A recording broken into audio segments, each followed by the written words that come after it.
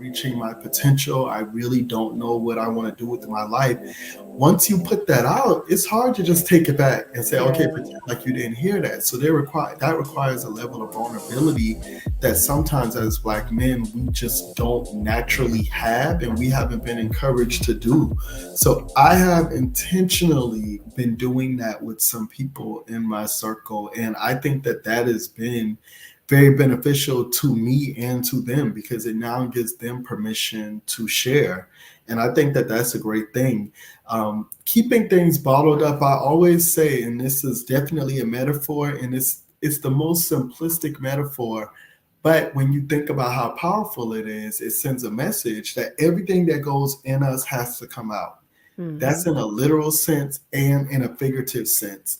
And figuratively speaking, all of the stuff that we deal with, all of the pressures of society, all of the life stressors that we deal with, those things have to come out. And we have to manage how they come out. They can come out in a form of anger management, they can come Hmm. out in a form of mental health, toxic relationships. There's a lot of ways that it can come out, but we can really be in control of how some of those things come out. And I really think having those conversations with people that you trust in a safe space can help you manage how you're dealing with some of those things. That's really good. And it warms my heart because that's one of my goals with the space for brothers and why I opened it up because I want um men to do what you're doing, to say, you know what, I saw that episode and maybe I should try this, and create that space for each other. And like we've talked about before, women, particularly Black women, we have, girl boss brunches, like all these spaces, the salon, Mhm. girl come over, like all these things that we do constantly. Like we are just naturally cultivated to be communicators, but for Mhm. our male counterparts, not so much.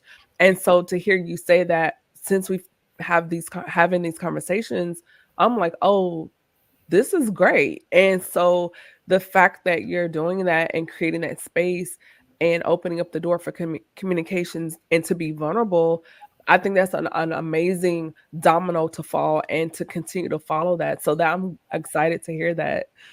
Yes, yes. It's been I enjoy it. I mean, I think I'm already a pretty transparent person, but I think that even in saying that I'm transparent about what I feel comfortable being transparent about, Yes. and that may not necessarily be exactly what I'm going through at the time. Right. So Right. happy to report these conversations help. They're transformative. Come on, testimony. Transformative. Thank you. And I think too, also doing that in a space that is safe, that you can do it and know that whatever you're sharing is not being weaponized. And I think that's one of the things about vetting anybody is saying, hey, this is a safe space. I'm a vault, you're a vault, and whatever we share, because we've shared things offline, and I can do that with you. And I know if I say something, it stays with you. And so Mhm. I think creating trust, fostering those relationships, and reminding people of the trust and saying, hey, this is a vault. I won't weaponize this.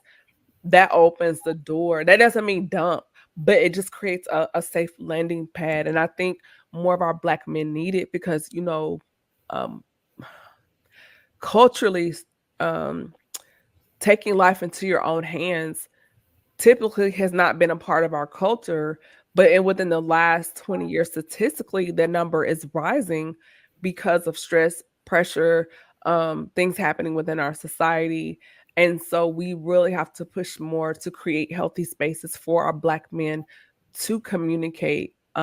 Because we talked about this on a previous episode. Like you said, what it goes in goes out. So it may be displayed as a being, oh, he's aggressive or he's angry. No, that's it's really sadness, but it may manifest as anger. For some men, it may manifest as alcoholism or substance abuse or promiscuity or being a workaholic. It's just the vice, but the root of it may be sadness. Yeah, and I think even when you talked about trust, I think that's always a very interesting word. And I always push people when they mention trust. Oh, I can't trust anybody. I don't trust anybody. Mhm. Um, one of the things that I'm always pushing clients with is power. Yes. That we all have power and we all have autonomy over our lives and we all have the ability to make our own independent decisions. Hmm. In general, we all have that ability. But sometimes we can give power to other people and other things.